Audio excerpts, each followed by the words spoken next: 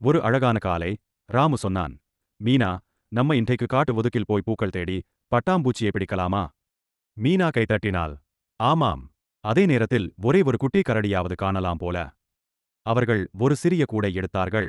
அதில் வாழைப்பழம், பிஸ்கட், தண்ணீர் வைத்தார்கள். புறப்படும் போது ராமுவின் அம்மாவிடம் சொன்னார்கள். நாங்க காட்டு பக்கத்துக்கு போயிட்டு வந்துறோம்.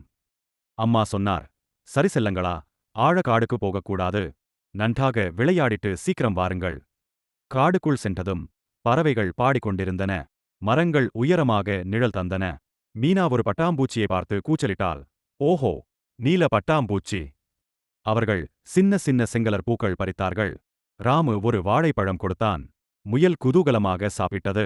அவர்கள் அந்த முயலுக்கு சின்னு என்று பெயர் வைத்தார்கள். அவர்கள் சின்னு முயலுடன் சிறிது நேரம் விளையாடினார்கள். பிறகு சூரியன் மறையத் தொடங்கியது. ராமு சொன்னான். நம்ம வீடு போயிடலாம் மீனா. அவர்கள் சின்னுவிடம் கை கொடுத்து வீட்டிற்கு திரும்பினார்கள். மகிழ்ச்சியாக சிரித்துக்கொண்டு.